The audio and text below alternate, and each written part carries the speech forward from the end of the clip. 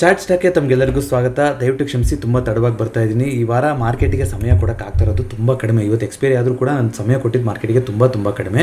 ಇವತ್ತು ಕೂಡ Nifty 50ನಲ್ಲಿ top gainer ಅಂದರೆ ಅದು ಝೊಮ್ಯಾಟೋನೇ ಆಗಿದೆ, 4.43%. ಯಾಕೆ ಈ ರೀತಿ ಮೇಲ್ಗಡೆ ಹೋಗ್ತಿದೆ ಅಂದರೆ ಕೆಲವೊಂದು ಏಜೆನ್ಸಿಗಳು ತುಂಬ ಒಳ್ಳೆಯ ರೀತಿಯಂಥ ರೇಟಿಂಗ್ನ ಕೊಟ್ಟಿದ್ದಾರೆ. ಸುಮಾರು ಕಂಪ್ನಿಗಳು ಬ್ರೇಕ್ ಇವನಿಗೆ ಬರುತ್ತೆ, ಸುಮಾರು ಕಂಪ್ನಿಗಳು ಲಾಭ ಚೆನ್ನಾಗುತ್ತೆ ಅಂತ ಓವರ್ ವೆಯ್ಟ್ ಕ್ಯಾಟಗರಿಗೆ ಇಟ್ಟಿದ್ದಾರೆ. ಅಂದರೆ ಒಂಥರ ಬೈಯಿಂಗ್ ಸೆಂಟಿಮೆಂಟ್ನ ಕೊಟ್ಟಿದ್ದಾರೆ ಅನಲಿಸ್ಟ್ಗಳು. ಆ ಕಾರಣದಿಂದಾಗಿ Zomato, Swiggy, food delivery apps ಯಾವ್ದಿದೆಯೋ ಅದೆಲ್ಲ ಮೇಲೆ ಹೋಗಿದೆ. ನೋಡಿ, ಫುಡ್ ಡೆಲಿವರಿ ಆ್ಯಪ್ಸ್ ಎಲ್ಲ ಹೇಗೆ ವರ್ಕ್ ಆಗುತ್ತೆ ಅಂದರೆ ಹಿಂದೆ ಐ ಥಿಂಕ್ ಈ ವರ್ಷನೇ ಅನಿಸುತ್ತೆ ಬಜೆಟಲ್ಲಿ ಈ ಇನ್ಕಮ್ ಟ್ಯಾಕ್ಸ್ನ ಕಮ್ಮಿ ಮಾಡ್ತಾರೆ ಅಂತ ಒಂದು ಸುದ್ದಿ ಬಂದಾಗಲೇ ಅದಕ್ಕೆ ಮುಂಚೆನೇ ಅದು ಆ ಸುದ್ದಿಗೆ ರ್ಯಾಲಿ ಆಗೋಗಿತ್ತು. ಯಾಕೆಂದರೆ ಜನ ಕೈಯಲ್ಲಿ ಜಾಸ್ತಿ ದುಡ್ಡು ಉಳಿತಾ ಇದೆ ಅಂದರೆ ಎಲ್ಲಿ ಹೋಗ್ತಾರೆ, ತಿನ್ನೋಕ್ಕೆ ಸ್ಪೆಂಡ್ ಮಾಡ್ತಾರೆ ಅಂತ ಒಂದು ಅನಾಲಜಿ. ಸೊ ಹಾಗಾಗಿ ಆ ರೀತಿಯಾಗಿ ರಿಯಾಕ್ಟ್ ಆಗಿತ್ತು. ಈಗ ಏಜೆನ್ಸಿಗಳು ಒಂದಿಷ್ಟು ಅಪ್ ರೇಟಿಂಗ್ ಕೊಟ್ಟಿರೋದ್ರ ಮೂಲಕ ಅದು ಜಾಸ್ತಿ ಆಗಿದೆ. ಅದು ಬಿಟ್ಟರೆ ನನಗೇನು ಕಾಣಿಸಿಲ್ಲ ಯಾಕೆ ಮೇಲ್ಗಡೆ ಹೋಗ್ತಾ ಇದೆ ಅಂತ. ಡಾಕ್ಟರ್ ರೆಡ್ಡಿಸ್ 3% ಇತ್ತು, ಟ್ರೆಂಟ್ ಕೂಡ 3% ಇತ್ತು ಇವತ್ತು. ಸೊ ಅದೇ ರೀತಿಯಾಗಿ ಟಾಪ್ ಲೂಸರ್ ಅಂತ ಇವತ್ತು ನಾವು ನೋಡ್ತಾ ಹೋಗೋದಾದ್ರೆ ಇಂಡಸ್ಇಂಡ್ ಬ್ಯಾಂಕ್ ಅಂತಲೇ ಕಾಣ್ತಾ ಹೋಗುತ್ತೆ. 1.37% ಕರೆಕ್ಷನ್ ಬಂದಿರೋದ್ರ ಮೂಲಕ ಅದೇ ಇವತ್ತಿನ ಟಾಪ್ ಲೂಸರ್ ಆಗಿದೆ. ಸೊ ನಿಫ್ಟಿ ನೆಕ್ಸ್ಟ್ 15 ನೋಡ್ತಾ ಬರೋದಾದ್ರೆ ಮಿಕ್ಸ್ ಸೆಂಟಿಮೆಂಟ್ ಇತ್ತು ಮಾರ್ಕೆಟ್. ಇವತ್ತು ಸೈಡ್ ವೇಸಾಗ ಇತ್ತು ಮಾರ್ಕೆಟು. ಬಟ್ ಯಾವುದು ನೌಕರಿ ಇನ್ಫೋ ಎಡ್ಜ್, ಆ ನೌಕರಿ ಕಂಪ್ನಿನಲ್ಲಿ ನಿಮಗೆ 4.52% ಅಪ್ ಮೂವ್ಮೆಂಟ್ ಬಂದಿರೋದ್ರ ಮೂಲಕ ಅದೇ ಇವತ್ತಿನ ಟಾಪ್ ಗೇನರ್ ಆಗಿತ್ತು. ಜೊತೆಗೆ ಬ್ಯಾಂಕ್ ಆಫ್ ಬರೋಡಾ 1.56% ಕರೆಕ್ಷನ್ ಬಂದಿದೆ. ಟಿ ವಿ ಎಸ್ ಮೋಟರ್ಲು ಆಲ್ಮೋಸ್ಟ್ 1.55%, ಅದು ಇವತ್ತಿನ ಟಾಪ್ ಲೂಸರ್ಗಳಾಗಿತ್ತು. ಸೊ ನಿಫ್ಟಿ ಇವತ್ತು ಓಪನಿಂಗ್ ಆದಾದಮೇಲೆ ಒಳ್ಳೆ ಓಪನಿಂಗ್ ಆಯ್ತು. ಆ್ಯಕ್ಚುಲಿ ಇವತ್ತು 24,900 ತನಕ ಸೂಪರ್ ಆಗಿರೋ ಸ್ಟ್ರಾಂಗ್ ಕ್ಯಾಂಡಲ್ ನೋಡಿ. ಇಲ್ಲಿ ಫುಲ್ ಬುಲಿಶ್ ಕ್ಯಾಂಡಲು, ಪಕ್ಕ ಬುಲ್ ಟ್ರ್ಯಾಪ್ ಕ್ಯಾಂಡಲ್. ಇವತ್ತು ಅಷ್ಟು ಸುಲಭ ಇರಲ್ಲ. ಆ ಟೈಮಲ್ಲಿ ಯಾರಾದರೂ ಇದ್ದಿದ್ದರೆ ಖಂಡಿತವಾಗ್ಲೂ ನೆನ್ನೆ ನಾವೇನಂತ ಮಾತಾಡ್ತಾ ಇದ್ವಿ, ವಿಕ್ಸು ಕೆಳಗಡೆ ಬರ್ತಾ ಇದೆ, ಎಫ್ ಐಗಳು ಕೂಡ ಪಾಸಿಟಿವ್ ಆಗಿ ಚೇಂಜಸ್ ಆಗಿದ್ದಾರೆ. ಆದರೂ ಕೂಡ ನಾವೇನಂತ ರೆಸ್ಪೆಕ್ಟ್ ಮಾಡಬೇಕು, ಇದು ಒಂದು ಬಸ್ ಸ್ಟ್ಯಾಂಡೇ ಆಗಿರೋದ್ರಿಂದ ಈ ಝೋನ್ ಒಳಗಡೆ ನಮಗೆ ಒಂದು ರೆಸಿಸ್ಟೆನ್ಸ್ ಅನ್ನೋದು ಕಾಣಿಸಿಕೆ ಸಿಗ್ಬೋದು ಅಂತ ಮಾತಾಡಿದ್ವಿ. ಯಾಕಂದರೆ ಇಲ್ಲೊಂದ್ಸಲ ಅಟೆಂಪ್ಟ್ ಆಗಿ ಕೆಳಗಡೆ ಬಂದಿದೆ, ಇನ್ನೂ ವೀಕ್ ಆಗೇ ಇದೆ ಅಂತ. ಬಟ್ ನಮ್ಮ ಓವರಾಲ್ ಏನು ಅಂದ್ಕೊಂಡಿದ್ವಿ, 24,500ರಿಂದ 24,800 ಎಕ್ಸ್ಪೈರಿನ ಮುಗಿಸ್ಬೋದು ಅಂತ ಅಂದ್ಕೊಂಡಿದ್ವಿ ಮಾರ್ಕೆಟ್. ನೆನ್ನೆ ಚಾರ್ಟ್ ಸ್ಟಾಕ್ ನೋಡಿದ್ರು ಕಮೆಂಟ್ ಮಾಡಿ. ಇವತ್ತು ಅಲ್ಲೇ ಮುಗಿಸಿದೆ, ಆದರೆ ಮಧ್ಯದಲ್ಲಿ ಸಖತ್ತಾಗಿ ಟ್ರ್ಯಾಪ್ ಕೂಡ ಮಾಡಿದೆ. ನೋಡಿ, ಇಷ್ಟು ದೊಡ್ಡ ಕ್ಯಾಂಡಲ್ 15 ಮಿನಿಟ್ಸಲ್ಲಿ ಬಂದಾಗ ಎಲ್ಲರೂ ಇವತ್ತು 25,000 ಕಡೆಗೆ ಹೋಗ್ತಾ ಇದೆ, ಈ ಝೋನ್ನ ಬಿಟ್ಟು ದಾಟಿ ಮೇಲ್ಗಡೆ ಹೋಯಿತು ಅಂತ ಅಂದ್ಕೊಂಡಿರ್ಬೋದು. ಬಟ್ ನೆಕ್ಸ್ಟ್ ಝೋನಲ್ಲಿ ಇಮಿಡಿಯೇಟಾಗಿ ತೊಗೊಂಡು ಆಮೇಲೆ ಏನಾಯಿತು, ಹೆಂಗೆ ಹೋಗಿತ್ತು ಹಂಗೆ ವಿ ಶೇಪಲ್ಲಿ ಇವತ್ತು ಎತ್ತಾಕಿದ್ದಾರೆ. ಮಧ್ಯದಲ್ಲಿ ಸಖತ್ತಾಗಿ ಎತ್ತಾಕಿದ್ದಾರೆ ಇವತ್ತು ಎಕ್ಸ್ಪೈರಿನಲ್ಲಿ. ವಾಪಸ್ ಕೊನೆಗೆ ಏನಾಗಿದೆ, ಇಲ್ಲ ಮಧ್ಯದಲ್ಲಿ ನಾನೆಲ್ಲ ನೋಡಿದಾಗ ಈ ಥರ 15 ಮಿನಿಟ್ ಕ್ಯಾಂಡಲ್ ನಾನು ನೋಡಿಲ್ಲ. ಒನ್ ಡೇ ಕ್ಯಾಂಡಲೋ 1 ವೀಕ್ ಕ್ಯಾಂಡಲೋ ನಾನು ಗ್ರೂಪಲ್ಲಿ ಅಪ್ಡೇಟ್ ಕೊಟ್ಟಿದ್ದೆ. ಇವತ್ತು ಆಲ್ಮೋಸ್ಟ್ ಇಲ್ಲೇ ಕ್ಲೋಸಿಂಗ್ ಆಗ್ತಾರೆ ಅಂತ ಅನಿಸ್ತಿದೆ ಅಂತ. ಯಾಕೆ ಆ ಥರ ಅನಿಸ್ತು ಅಂತಂದರೆ, ಆ ಟೈಮಲ್ಲಿ ನಾವು ನೋಡಿದಂಥ ಟೈಮಲ್ಲಿ ಆಪ್ಷನ್ ಚೈನ್ ನೋಡಿದ್ದಿದ್ರೆ ನಿಮಗೆ ಇಲ್ಲಿ ಮೇಲ್ಗಡೆ ಕೆಳಗಡೆ ಇಲ್ಲಿ ಇವಾಗ ಈ ಥರ ಕಾಣಿಸ್ತಾ ಇದೆ. ಬಟ್ ಆವಾಗ ಗ್ರೀನು ಮತ್ತು ರೆಡ್ ಆಲ್ಮೋಸ್ಟ್ ಈ ಝೋನಲ್ಲಿ ಈಕ್ವಲ್ ಆಗಿತ್ತು. ಬಿಟ್ವೀನ್ 24,750 ಇಂದ 24,750 24,800, 24,800ರಿಂದ 750 ಎರಡು ಕಡೆ ಫೈಟ್ ಇತ್ತು. ಆ ಥರ ಇದ್ದಾಗ ಅಲ್ಲೇ ಉಳಿಸ್ತಾರೆ, ಇವತ್ತು ಏನೂ ಆಗೋದಿಲ್ಲ ಅಂತ. ಅದೇ ರೀತಿಯಾಗಿದೆ ಈ ಬಸ್ ಸ್ಟ್ಯಾಂಡ್ ಝೋನಲ್ಲೇ ಬಂದು ಉಳಿಸ್ಕೊಂಡಿದೆ. ಆದರೆ ಇವತ್ತಿನ ಕ್ಲೋಸಿಂಗ್ ಇಂಪಾರ್ಟೆಂಟ್. ಯಾಕೆಂದರೆ ಈಗ ನೋಡಿ, ಇಲ್ಲಿ ಒಂದು ದೊಡ್ಡ ಬಸ್ ಸ್ಟ್ಯಾಂಡ್ ಇತ್ತು. ಈ ಬಸ್ ಸ್ಟ್ಯಾಂಡಿಂದ ಕೆಳಗಡೆ ಬ್ರೇಕ್ ಡೌನ್ ಆಗಿ ಕೆಳಗಡೆ ಬಂದಿದೆ, ಅಟೆಂಪ್ಟ್ ಮಾಡೋಕ್ಕೆ ಹೋಗಿದೆ, ಅಲ್ಲಿಂದ ಆಗಿಲ್ಲ, ಅಲ್ಲಿಂದನೂ ಅವತ್ತು ಶಾರ್ಪಾಗಿ ರಿಜೆಕ್ಷನ್ ಕೆಳಗಡೆ ಬಂದಿದೆ.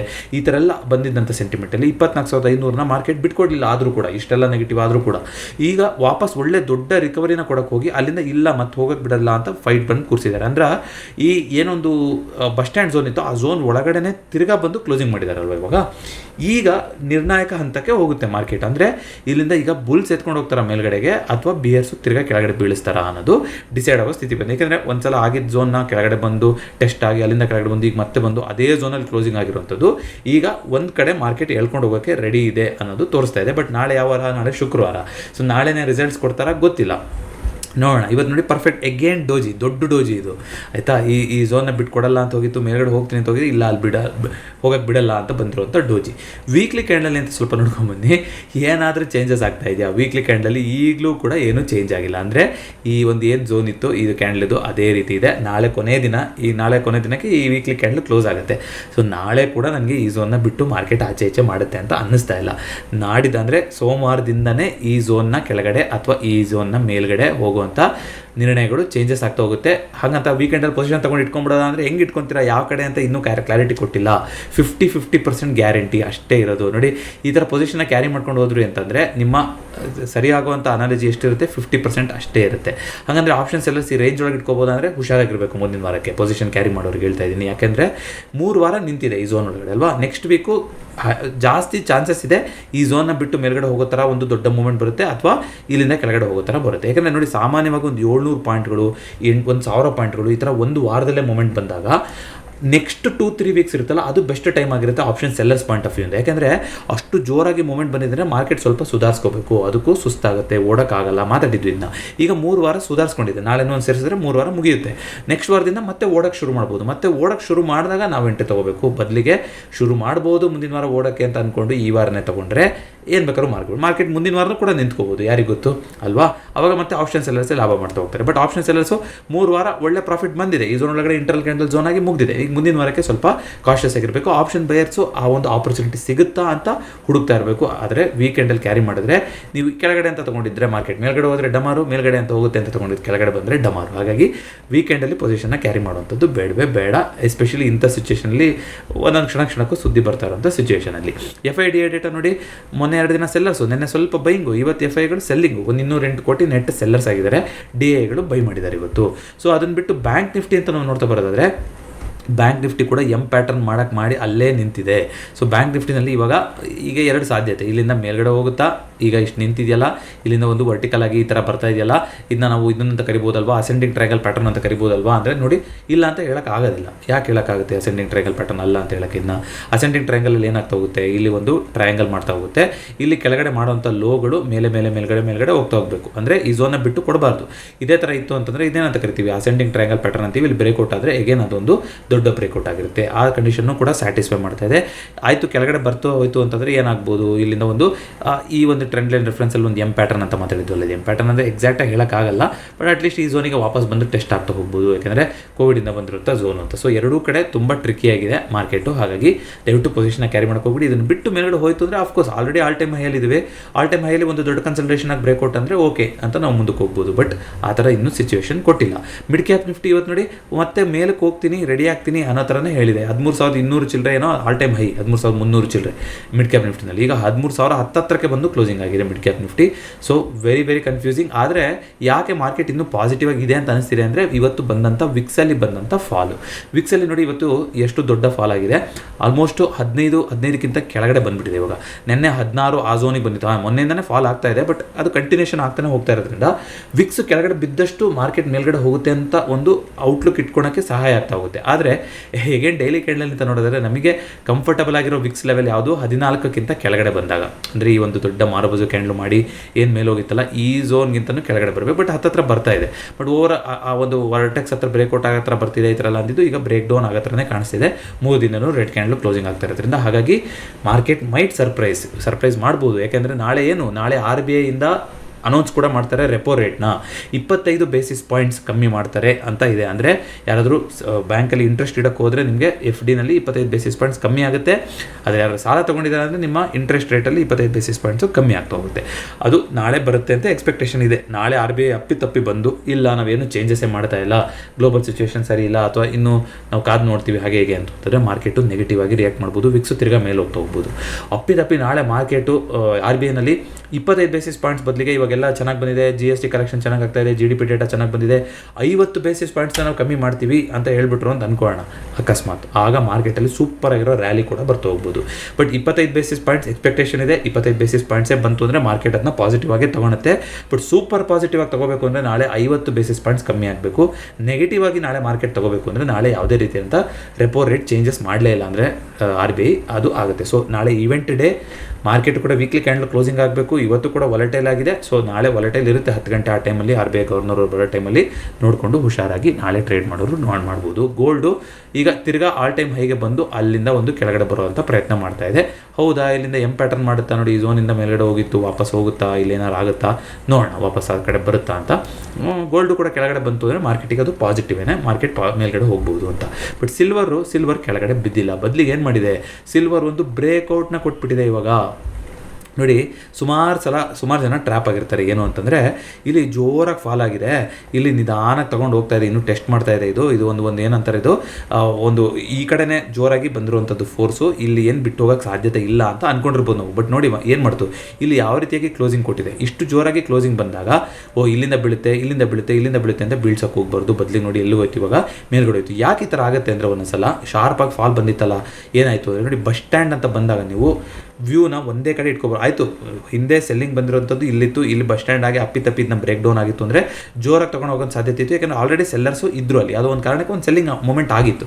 ಬಟ್ ಯಾವುದು ಸಿಲ್ವರಲ್ಲಿ ಆಗಿರೋವಂಥ ಮೂಮೆಂಟು ಎಲ್ಲಾಗಿದೆ ಅಂತ ನೋಡಿ, ಸ್ವಲ್ಪ ಇದು ಒಂದು ಆಲ್ ಟೈಮ್ ಹೈ ಹತ್ರ ಆಗ್ತಿದ್ದಂಥ ಬಸ್ ಸ್ಟ್ಯಾಂಡ್, ಈ ಝೋನು ಕರೆಕ್ಟಾ, ಒಂದು ಆಲ್ ಟೈಮ್ ಹೈ ಹತ್ರ ಆಗಿರೋಂಥ ಬಸ್ ಸ್ಟ್ಯಾಂಡು.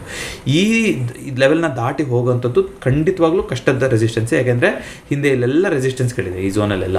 ಸೊ ಅದನ್ನ ಬಿಟ್ಟು ಇಷ್ಟು ದೊಡ್ಡ ಕ್ಯಾಂಡಲ್ ಬಂದಿದೆ ಅಂದಾಗ ಅಲ್ಲೇ ಅಲರ್ಟ್ ಆಗಿಬಿಡಬೇಕು, ಇದು ಒಂದು ಬ್ರೇಕ್ಔಟಿಗೆ ರೆಡಿಯಾಗಿದೆ, ಆಲ್ ಟೈಮ್ ಹೈ ಬ್ರೇಕ್ಔಟಿಗೆ ರೆಡಿಯಾಗಿದೆ ಅಂತ. ಅದು ಅದೇ ರೀತಿ ಆಗ್ತಾ ಹೋಯಿತು ಕೂಡ. ಸೊ ಓವರ್ ಆಲ್ ಅಂತ ನಾವು ನೋಡ್ತಾ ಬರೋದಾದ್ರೂ ಕೂಡ ಇಲ್ಲಿ ಒಂದು ಸ್ವಲ್ಪ ಪ್ಯಾಟರ್ನ್ ಡಿಸ್ಟರ್ಬ್ ಆಯಿತು, ಜೋರಾಗಿ ಫಾಲ್ ಬಂದಿದ್ದಕ್ಕೆ ಅಂತ ಅಂದ್ಕೊಂಡ್ರು. ಈ ಚಾನಲ್ ಅಂತ ನೀವು ನೋಡ್ತಾ ಬರೋದಾದ್ರೆ ಈ ಚಾನಲ್ ಹೆಂಗಿದೆ, ಮೇಲ್ಗಡೆನೇ ಹೋಗ್ತಾ ಇದೆ ಕರೆಕ್ಟಾ. ಇಲ್ಲೊಂದು ನಾಯ್ಸ್ ಇದೆ, ಇಲ್ಲ ಅಂತ ನಾನು ಹೇಳ್ತಾ ಇಲ್ಲ, ಬಟ್ ಓವರ್ ಆಲ್ ಈ ಚಾನಲ್ಲು ಮೇಲ್ಗಡೆನೇ ತೊಗೊಂಡು ಹೋಗ್ತಾ ಇದೆ. ಸಿಲ್ವರಲ್ಲೂ ಕೂಡ ನೋಡೋಣ ಏನಾಗ್ತಾ ಹೋಗುತ್ತೆ ಅಂತ. ಗೋಲ್ಡು ಒಂದು ಕರೆಕ್ಷನ್ ಆಗ್ತಾ ಇದೆ, ಬಟ್ ಸಿಲ್ವರ್ದು ತುಂಬ ಹಿಂದೆ ಯಾರು ಫಸ್ಟಿಂದ ಚಾರ್ಟ್ಸ್ ಹಾಕಿ ನೋಡಿದ್ರೆ ಅವಾಗ ಸಿಲ್ವರ್ನ ಡಾಲರಲ್ಲಿ ನಾವು ನೋಡ್ಬಿಟ್ಟು ಮಾತಾಡ್ತಾ ಇದ್ವಿ. ಆವಾಗ ಸಿಲ್ವರ್ ಒಂದು ಮ್ಯಾಸಿವ್ ಬ್ರೇಕ್ಔಟ್ ಬಾಕಿ ಇದೆ, ಎಲ್ಲ ಗೋಲ್ಡು ಅಂತ ಇದ್ದಾರೆ, ಬಟ್ ಸಿಲ್ವರು ಕೂಡ ಚಾನ್ಸಸ್ ಇದೆ ಅಂತ ನಾವು ಮಾತಾಡಿದ್ವಿ, ಏಕೆಂದರೆ ಈ ಝೋನಲ್ಲಿ ಕನ್ಸಲ್ಟೇಷನ್ ಆಗ್ತಿತ್ತು ಅವಾಗ. ಸೊ ಅಲ್ಲಿಂದ ನೋಡಿ ಇವಾಗ ಒಳ್ಳೆ ರೀತಿ ಅಂತ ನೋಡಿ, ಲಾಂಗರ್ ಕನ್ಸಲ್ಟೇಷನ್ ಎಲ್ಲ ಆಗುತ್ತೋ, ದೊಡ್ಡ ಬಸ್ ಸ್ಟ್ಯಾಂಡ್ ಎಲ್ಲಿ ಬರುತ್ತೋ, ಆಮೇಲೆ ಯಾವ ಕಡೆ ಮೂವ್ಮೆಂಟ್ ಬರುತ್ತೋ, ಬಸ್ ಸ್ಟ್ಯಾಂಡ್ನ ಹೈಟ್ ಎಷ್ಟಿರುತ್ತೋ ಅಷ್ಟು ಮಿನಿಮಮ್ ರಿಟರ್ನ್ಸ್ ಕೊಡುತ್ತೆ. ಡೈಲಿ ಕ್ಯಾಂಡಲ್ ನೋಡಿ, ವೀಕ್ಲಿ ಕ್ಯಾಂಡಲ್ ನೋಡಿ, ಮಂತ್ಲಿ ಕ್ಯಾಂಡಲ್ ನೋಡಿ. ಬಟ್ ಏನು ಬಸ್ ಸ್ಟ್ಯಾಂಡ್ ಮಾಡ್ತಾ ಇದೆ ಯಾವುದೋ ಒಂದು ಝೋನಲ್ಲಿ ಅಂದರೆ ಆಗ ಒಂದೇ ಕಡೆ ಹಿಂಗೆ ಹೋಗುತ್ತೆ ಅಂತ ನಾವು ತಗೋಬಾರ್ದು. ಅದು ಹೊರಟ ಮೇಲೆ ಅದರಿಂದ ಹೋಗ್ತಾ ಹೋಗಬೇಕು. ಒಂದು ಲಾಂಗೆಸ್ಟ್ ಇದ್ದಷ್ಟು ಅದು ವಾಪಸ್ ರಿವರ್ಸ್ ಆಗಿ ಕೆಳಗಡೆ ಬರುವಂಥ ಸಾಧ್ಯತೆ ಕಡಿಮೆ. So longer the bus stand greater the results, ಅದು ಎಲ್ಲ ಕಡೆನೂ ವರ್ಕ್ ಆಗ್ತಾ ಹೋಗುತ್ತೆ ಸುಮಾರು ಸಲ.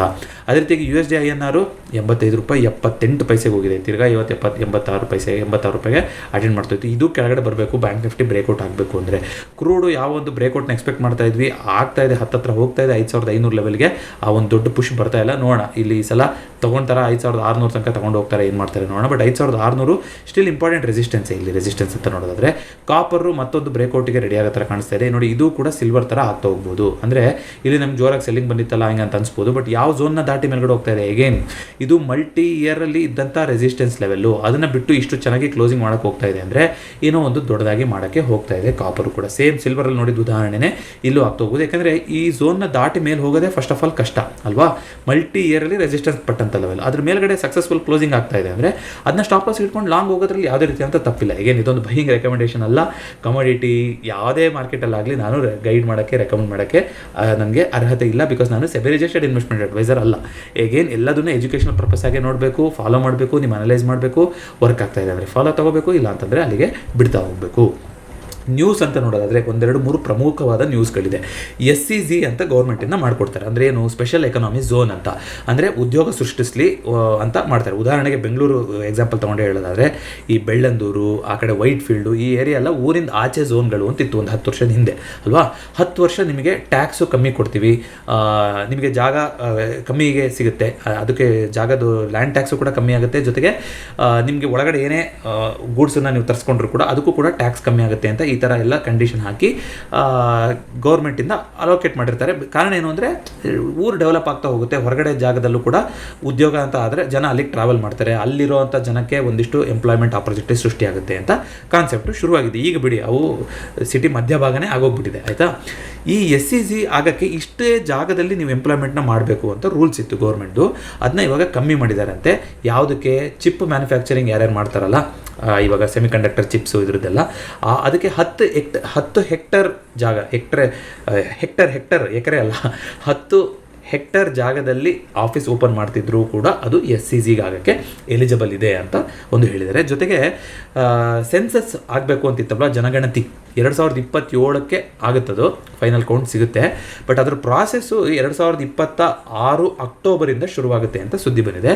ಫಸ್ಟು ಹಿಮಾಲಯ ಹತ್ತಿರದಲ್ಲಿರುವಂಥ ಸ್ಟೇಟ್ಗಳು ಯಾವ್ಯಾವಿದೆ, ಆ ಕಡೆ ಕಾಶ್ಮೀರ ಆಗಿರ್ಬೋದು, ಲಡಾಖು, ಹಿಮಾಚಲ್ ಪ್ರದೇಶ, ಉತ್ತರಾಖಂಡು, ಇಲ್ಲೆಲ್ಲ ಫಸ್ಟು ಮಾಡ್ತಾರಂತೆ. ಅಕ್ಟೋಬರಿಂದ ಸೆನ್ಸಸ್ ನಡೆಯುತ್ತೆ ಮುಂದಿನ ವರ್ಷ ಅಕ್ಟೋಬರ್. ಮತ್ತು ನಮಗೆಲ್ಲ ಕರ್ನಾಟಕ ಅಥವಾ ಬೇರೆ ಸ್ಟೇಟ್ಗೆಲ್ಲ ಯಾವಾಗ 2027 ಮಾರ್ಚ್ ಟೈಮಲ್ಲಿ ಬರ್ತಾರೆ ಜನಗಣತಿಗೆ, ಸದ್ಯದಲ್ಲಿ ಇಲ್ಲ. ಜೊತೆಗೆ ಅದನ್ನು ಬಿಟ್ಟು ಅಂತ ನೋಡೋದಾದರೆ ಸೆಬಿ ಒಂದಿಷ್ಟು ಪಬ್ಲಿಕ್ ಹೋಲ್ಡಿಂಗ್ ಜಾಸ್ತಿ ಇರುವಂಥ ಕಂಪ್ನಿಗಳಿಗೆ IPO ಕೊಡೋಕ್ಕೆ ಡಿಲೇ ಮಾಡ್ತಿತ್ತು. ಉದಾಹರಣೆ ಅಂತ ಹೇಳೋದಾದರೆ HDB ಫೈನಾನ್ಷಿಯಲ್ ಸರ್ವಿಸಸ್ಸು ಜೊತೆಗೆ ಹೀರೋ ಫಿನ್ಕಾರ್ಪ್ ಇವೆರಡು ಕಂಪ್ನಿಗಳು IPOಗೆ ಅಪ್ಲೈ ಮಾಡಿದ್ವು ಲಾಸ್ಟ್ ಇಯರೇ.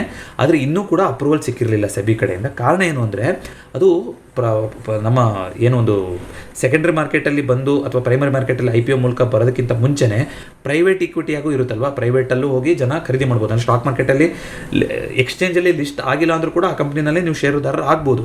ಆ ಥರ ಷೇರುದಾರರು ಆಗಿದ್ದವರ ಸಂಖ್ಯೆಯಲ್ಲಿ ಪಬ್ಲಿಕ್ ಶೇರ್ ಹೋಲ್ಡರ್ಸೇ ಜಾಸ್ತಿ ಇದ್ದರು.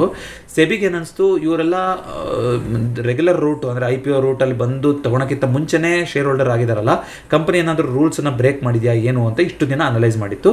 ಬಟ್ ಅದು ಯಾವುದೂ ಕಂಡು ಬಂದಿಲ್ಲ. ಹಾಗಾಗಿ ಇನ್ನು ಮುಂದೆ ಪಬ್ಲಿಕ್ ಶೇರ್ ಹೋಲ್ಡಿಂಗ್ ಜಾಸ್ತಿ ಇದೆ ಅನ್ನೋ ಒಂದೇ ಒಂದು ಕಾರಣದಿಂದಾಗಿ IPO ಅಪ್ರೂವಲ್ ಕೊಡೋದನ್ನು ನಿಧಾನ ಮಾಡ್ತೀವಿ ಅನ್ನೋ ಸ್ಟ್ಯಾನ್ಸ್ನ ಬದಲಾಯಿಸ್ತೀವಿ ಅಂತ ಸೆಬಿ ಅವರು ಹೇಳಿದ್ದಾರೆ. ಅದನ್ನು ನಾವು ನೋಡ್ತಾ ಹೋಗೋಣಂತೆ. ಅದನ್ನು ಹೊರತುಪಡಿಸಿ ಅಂತ ನೋಡೋದಾದರೆ ನಾಳೆ RBI ಮೀಟಿಂದು ಆಲ್ರೆಡಿ ಹೇಳಿದ್ದೀನಿ. ಜೊತೆಗೆ ATM ಅಲ್ಲಿ ಸೆಪ್ಟೆಂಬರ್ 30ನೇ ತಾರೀಕು ನಂತರ, ಸೆಪ್ಟೆಂಬರ್ 30 ಅಥವಾ ಅದಾದ ನಂತರ 75% ದುಡ್ಡು ಏನು ಬರುತ್ತಲ್ಲ ನಾವು ATMಗೆ ಹೋಗಿ ವಿಡ್ರಾ ಮಾಡ್ಕೊಂಡ್ರೆ ಅದು 100-200 ರೂಪಾಯಿ ನೋಟೇ ಆಗಿರಬೇಕು ಅಂತ RBIಯಿಂದ ಒಂದು ಗೈಡೆನ್ಸ್ನ ಕೊಟ್ಟಿದ್ದಾರೆ. ಕಾರಣ ಏನಾಗಿದೆ ಅಂತಂದರೆ 40% ಚಲಾವಣೆಯಲ್ಲಿ ಇರುವಂಥ ನೋಟ್ಗಳು ಇವಾಗ ಏನಿದೆ ಅದು 500 ರೂಪಾಯಿ ನೋಟೇ ಆಗಿಬಿಟ್ಟಿದೆ ಅಂತೆ. ಗ್ರಾಮೀಣ ಭಾಗದಲ್ಲಿ ಚಿಲ್ಲರೆಗೆ ಪರದಾಡುವಂಥ ಸ್ಥಿತಿ ಬರ್ತಾ ಇದೆ. ಹಾಗಾಗಿ 500 ರೂಪಾಯಿ ಬ್ಯಾನ್ ಆಗುತ್ತೆ ಅಂತಕ್ಕಂತನೂ ಬರ್ತಿದೆ. ಬಟ್ ಅದು ಯಾರಿಗೂ ಕನ್ಫರ್ಮೇಷನ್ ಬಂದಿಲ್ಲ, ಗೊತ್ತಿಲ್ಲ ಅದೇನಾಗಿರ್ಬೋದು ಮುಂದೆ ಅಂತ. ಬಟ್ ATM ಅಲ್ಲಿ 75% ದುಡ್ಡು 100 ರೂಪಾಯಿ 200 ರೂಪಾಯೇ ಬರಬೇಕು ಅಂತ ರೂಲ್ಸ್ ಮಾಡಿದ್ದಾರೆ ಸೆಪ್ಟೆಂಬರ್ 30 ನಂತರ. ಬ್ಯಾಂಕ್ಗಳು ಯಾಕೆ 500 ರೂಪಾಯಿನೇ ಜಾಸ್ತಿ ಆಗ್ತಿದ್ರು ಅಂದರೆ ಆ ಒಳಗಡೆ ಅದು ದುಡ್ಡು ಬರುತ್ತಲ್ಲ, ಅದಕ್ಕೂ ಒಂದು ಸೈಜು ಅದೆಲ್ಲ ಇರುತ್ತೆ, ಅದು ಒಂದು. ಜೊತೆಗೆ 500 ರೂಪಾಯಿ ಹಾಕಿದ್ರೆ ಅಂತಂದರೆ ಒಂದು ನೋಟ್ ತೊಗೊಂಡು ಹೋಗ್ತಾರೆ ಜನ, ಮತ್ತೆ ತಿರ್ಗಾ ಬಂದು ವಿಡ್ರಾ ಮಾಡುವಂಥ ಸಂಖ್ಯೆ ಕಡಿಮೆ, ಯಾರಿಗಾದರೂ ಅವಶ್ಯಕತೆ ಅಷ್ಟೇ ಇದ್ದರೆ ಅಂತ ನಾನು ಹೇಳ್ತಾರಂಥದ್ದು.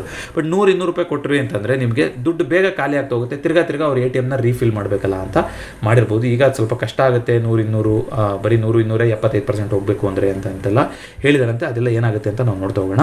ಡೆಕತ್ಲಾನ್ ಸ್ಪೋರ್ಟ್ಸ್ ರಿಲೇಟೆಡ್ ಐಟಮ್ಸ್ ಎಲ್ಲ ಸಿಗುತ್ತಲ್ವ, ಅವರು 2027 170 ಸ್ಟೋರ್ಗಳನ್ನು ಓಪನ್ ಮಾಡಬೇಕು. ಟೋಟಲ್ ಕೌಂಟ್ 230 ಚಿಲ್ಲರೆ ಇದೆಯಂತೆ, 170 ತೊಗೊಂಡು ಹೋಗ್ತೀವಿ ಅಂತ ಹೇಳಿದ್ದಾರೆ. ಅದಾನಿ ಏರ್ಪೋರ್ಟ್ಸ್ ಅವರು ತಿರ್ಗಾ $750 ಮಿಲಿಯನ್ ಬ್ಯಾಂಕಿಂದ ದುಡ್ಡನ್ನ ಎತ್ತಿದ್ದಾರೆ.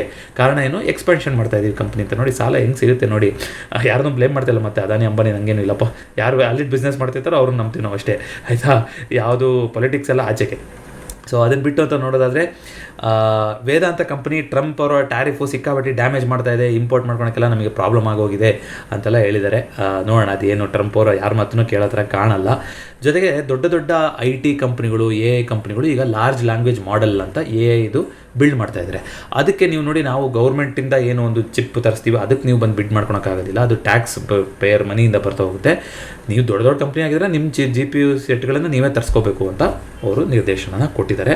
ಇದಿಷ್ಟನ್ನು ಹೊರತುಪಡಿಸಿ ನನಗೆ ಬೇರೆ ಯಾವುದೂ ಸುದ್ದಿ ಕಾಣಿಸ್ತಿಲ್ಲ. ಕೆಲವರು HUF ಹಿಂದೂ ಅನ್ಡಿವೈಡೆಡ್ ಫ್ಯಾಮಿಲಿ ಬಗ್ಗೆ ಕೇಳಿದ್ರಿ. ಈಗ ಡಿಮ್ಯಾಟು HUF ಓಪನ್ ಮಾಡೋ ಥರ ಬಂದಿದೆ ಅಂತ, ಅದ್ರ ಬಗ್ಗೆ ಡೆಡಿಕೇಟೆಡ್ ವಿಡಿಯೋ ಮಾಡೋಣ. ಜೊತೆಗೆ ಝೆರೋದಾದಲ್ಲಿ API ರಿಲೇಟೆಡು ಒಂದಿಷ್ಟು ಹೊಸ ಫೀಚರ್ಸ್ನ ಬಿಟ್ಟಿದ್ದಾರೆ ಇವಾಗ, ಯಾವ ರೀತಿಯಾಗಿ API ಕಾಲ್ ಮಾಡಿ ಟ್ರಾನ್ಸಾಕ್ಷನ್ ಮಾಡೋದು ಮತ್ತೊಂದು ಅಂತ. ಅದನ್ನ ಬೇಕಾದ್ರೆ ಕೈ ಟ್ಯೂಟೋರಲ್ಲಿ ತರುವಂಥ ಪ್ರಯತ್ನ ಪಡ್ತೀನಿ. ಇದಿಷ್ಟು ಇವತ್ತಿನ ಚಾಟ್ ಸ್ಟಾಕ್ ಆಗಿತ್ತು. ಈ ವಿಡಿಯೋ ಇಷ್ಟಾಗಿದೆ ದಯವಿಟ್ಟು ವಿಡಿಯೋನ ಲೈಕ್ ಮಾಡಿ ಹಾಗೂ ಚಾನಲ್ಗೆ ಸಬ್ಸ್ಕ್ರೈಬ್ ಮಾಡಿ. ಇನ್ನೂ ಯಾರಾದರೂ ಟರ್ಮ್ ಇನ್ಶೂರೆನ್ಸ್ ಮಾಡಿಸಿಲ್ಲ ಅಂದರೆ ಪ್ರತಿ ವಿಡಿಯೋದ ಪಿನ್ ಕಾಮೆಂಟಲ್ಲಿ ಟರ್ಮ್ ಇನ್ಶೂರೆನ್ಸ್ ಗೈಡ್ ಬರ್ತಾ ಇರುತ್ತೆ, ಫಾರ್ಮ್ ಬರ್ತಾ ಇರುತ್ತೆ, ಅದನ್ನ ಫಿಲಪ್ ಮಾಡಿದ್ರೆ ನಿಮಗೆ ಸೂಕ್ತವಾದ ಬಜಾಜ್ ಇನ್ಶೂರೆನ್ಸ್ ಸಿಬ್ಬಂದಿ ನಿಮ್ಮನ್ನ ಕಾಂಟ್ಯಾಕ್ಟ್ ಮಾಡ್ತಾರೆ. ಜೊತೆಗೆ ಈಗ ಕ್ರಿಟಿಕಲ್ ಇಲ್ನೆಸ್ ರೈಡರ್ ಅಂತ ಒಂದು ಹೊಸ ರೈಡರ್ನ ಕೂಡ ಆ್ಯಡ್ ಮಾಡಿದ್ದಾರೆ. ಅದು ಇಂಪಾರ್ಟೆಂಟು. ಹೆಲ್ತ್ ಇನ್ಶೂರೆನ್ಸಲ್ಲಿ ಆ್ಯಡ್ ಮಾಡ್ಸ್ಕೊಳಕ್ಕೆ ಹೋದರೆ ತುಂಬ ಜಾಸ್ತಿ ಆಗ್ತಾ ಹೋಗುತ್ತೆ. ಹೊಸ ಫೀಚರ್ಸ್ ಒಂದಿಷ್ಟು ಬಂದಿದೆ, ಯಾರಿಗಾದ್ರು ಇಂಟ್ರೆಸ್ಟ್ ಇದೆ ಅಂತಂದರೆ ದಯವಿಟ್ಟು ಮೆಸೇಜ್ ಮಾಡಿ, ಕಮೆಂಟ್ ಹಾಕಿ. ಬಜಾಜ್ ಪ್ಲ್ಯಾನಲ್ಲಿ ಏನೇನು ಹೊಸ ಚೇಂಜಸ್ ಬಂದಿದೆ ಅಂತ ನಾನು ಕವರ್ ಮಾಡ್ತೀನಿ. ಬಟ್ ಬೇಸಿಕ್ ಟರ್ಮ್ ಇನ್ಶೂರೆನ್ಸ್ ಮಾಡಿಸ್ತಾ ಇದ್ದಾರೆ ಅಂದರೆ ಏನೇನು ಇರಬೇಕು ರೈಡರ್ಸ್ಗಳು ಅನ್ನೋದು ಆಲ್ರೆಡಿ ನಾನು ಮಿಷನ್ 2024 ವಿಡಿಯೋದಲ್ಲಿ ಕವರ್ ಮಾಡಿದ್ದೀನಿ. ಜೊತೆಗೆ 2025 ಮಿಷನ್ ಎಮರ್ಜೆನ್ಸಿ ಫಂಡ್ ಬಿಲ್ಡ್ ಮಾಡೋದು, ಪ್ರತಿ ತಿಂಗಳು ಎಷ್ಟಾಗುತ್ತೋ ಅಷ್ಟು ದುಡ್ಡನ್ನ ತೆಗೆದಿರ್ತಾ ಬನ್ನಿ. 3 ತಿಂಗಳು 6 ತಿಂಗಳು ಆಗೋಷ್ಟು ಎಕ್ಸ್ಪೆನ್ಸಸ್ಸು ಸಪರೇಟಾಗಿ ಒಂದು ಅಕೌಂಟಲ್ಲಿ ಇರಬೇಕು. ಅದು ನಾವು ಈ ವರ್ಷದಲ್ಲಿ ನಾವು ಹಾಕೊಂಡಿರುವಂಥ ಧ್ಯೇಯ. 6 ತಿಂಗಳು ಕಳೆದೋಗಿದೆ, ಇನ್ನು 6 ತಿಂಗಳಿದೆ. ವರ್ಲ್ಡ್ ಎನ್ವೈರ್ಮೆಂಟ್ ಡೇ, ಪ್ರಕೃತಿಗಾಗಿ ಏನಾಗುತ್ತೋ ಅದನ್ನು ಮಾಡೋಣ. ನಾವು ಸಹಾಯ ಅಲ್ಲ, ನಮ್ಮ ಕರ್ತವ್ಯ ಅದು. ಎಷ್ಟಾಗುತ್ತೋ ಅಷ್ಟನ್ನು ಕಮ್ಮಿ ಮಾಡೋಣ. ಪ್ಲಾಸ್ಟಿಕ್ ಉಪಯೋಗಿಸೋದಾಗಿರ್ಬೋದು, ಎಲೆಕ್ಟ್ರಾನಿಕ್ ವೇಸ್ಟ್ ಆಗಿರ್ಬೋದು. ವೇಸ್ಟ್ ಕೊಡೋದು ಸಿಕ್ಕಾಬಿಟ್ಟಿದೆ. ನಾವು ಇನ್ನೇನು ಹೊಸದಾಗಿ ಮಾಡಬೇಕಾಗಿಲ್ಲ. ವೇಸ್ಟ್ ಕೊಡೋದನ್ನು ನಾವು ಒಂದು ತಡೆಯೋದ್ರಲ್ಲಿ ಒಂದಿಷ್ಟು ಗಮನ ವಹಿಸಿದ್ರು ಸಾಕು. ಎಷ್ಟು ಸಿಂಪಲ್ ಅಂದರೆ ಯಾವ ಥರ ಅಂದರೆ, ಒಂದು ಬ್ರಷ್ ಮಾಡೋದು, ನಾವು ಪ್ಲಾಸ್ಟಿಕ್ ಬ್ರಷ್ ತರಿಸ್ತಾ ಇರ್ತೀವಿ. ಆ ಪ್ಲಾಸ್ಟಿಕ್ ಬ್ರಷಿಂದ ನಾವು ಬ್ಯಾಂಬೂ ಬ್ರಷ್ ಅಂತ ಬಂದಿದೆ ಇವಾಗ, ಅಲ್ಲಿಗೆ ಕನ್ವರ್ಟ್ ಆದರೂ ಸಾಕು. ಬೇಕಾದಷ್ಟು ಅಲ್ಲಿಂದ ನಾವು ಟಿಶ್ಯೂ ಪೇಪರ್, ಸುಮಾರು ಜನ ನಾನು ನೋಡಿದ್ದೀನಿ, ಹಿಂಗೆ ಹೇಳ್ತೀನಿ ಅಂತ ಅನ್ಕೋಬೇಡಿ, ಕೈ ತೊಳ್ಕೊಂಡಿರ್ತಾರೆ, ಕೈ ಒರೆಸ್ಕೊಳಕ್ಕೂ ಕೂಡ ಒಂದು ಪೇಪರ್ನ ಎಳೆದ್ಬಿಟ್ಟು ಟಿಶ್ಯೂನ ಯೂಸ್ ಮಾಡ್ತಾರೆ. At end of the day ಮರನೇ ಅಲ್ವಾ. ಖರ್ಚಿಫಲ್ಲೂ ಒರೆಸ್ಕೋಬೋದು, ಒಂದು ಖರ್ಚಿಫ್ ಇಟ್ಕೊಂಡು ಹೋಗೋದು ಕಷ್ಟ ಅಲ್ಲ. ಅದನ್ನು ಮಾಡೋಣ. ಸಿಂಪಲ್ ಆಗಿರುವಂಥದ್ದನ್ನ ಹೇಳ್ತಿರೋಂಥದ್ದು. ಜೊತೆಗೆ bamboo tissue paper, bamboo related ಸುಮಾರೆಲ್ಲ ಪ್ರಾಡಕ್ಟ್ಸ್ಗಳು ಬಂದಿದೆ. ಸಾಧ್ಯವಾದ ಕಡೆ ಪ್ಲಾಸ್ಟಿಕ್ ಬದಲಿಗೆ ಅದನ್ನು ಉಪಯೋಗಿಸ್ಬೋದು, ಅಥವಾ ಆ್ಯಕ್ಚುಯಲ್ ಟಿಶ್ಯೂ ಇದೆಲ್ಲ ಯೂಸ್ ಮಾಡೋದ್ರ ಬದಲು ಬ್ಯಾಂಬೂ ಟಿಶ್ಯೂ ಪೇಪರ್ಗಳನ್ನು ಕೂಡ ಯೂಸ್ ಮಾಡ್ತಾ ಹೋಗ್ಬೋದು. ಎಲ್ಲೆಲ್ಲಿ ನಾವು ತುಂಬ ಕಸ ಅಂತ ಕಾಣ್ತಾ ಇರ್ತೀವೋ ಅಲ್ಲಲ್ಲಿ ನಾವು ಸಣ್ಣ ಸಣ್ಣ ಚೇಂಜಸ್ನ ತಂದುಕೊಟ್ರು ಕೂಡ ನಾವು ಅದು ಒಂದು ದೊಡ್ಡ ಚೇಂಜ್ ಆಗಿ ಪರಿಣಮಿಸ್ತಾ ಹೋಗುತ್ತೆ. ಕೋವಿಡ್ ಟೈಮಲ್ಲಿ ನೋಡಿದ್ವಲ್ಲ, ಸಮುದ್ರ ಎಲ್ಲ ಎಷ್ಟು ಅದಾಗದೇ ಕ್ಲೀನಾಗಿ ಹೋಗ್ಬಿಡ್ತು. ಜನ ಹೋಗಲಿಲ್ಲ ಅಂದರೆ ಸಾಕು, ನಾವೇನು ಎಕ್ಸ್ಟ್ರಾ ಮಾಡಬೇಕಾಗಿಲ್ಲ, ನಾವು ಮಾಡೋದನ್ನು ಕಮ್ಮಿ ಮಾಡಿದ್ರೆ ಪ್ರಕೃತಿ ತನ್ನ ತಾನಾಗೆ ಹೀಲ್ ಆಗ್ತಾ ಹೋಗುತ್ತೆ. ಮತ್ತೊಮ್ಮೆ ಭೇಟಿಯಾಗೋಣ. ಎಲ್ರಿಗೂ ನಮಸ್ಕಾರ.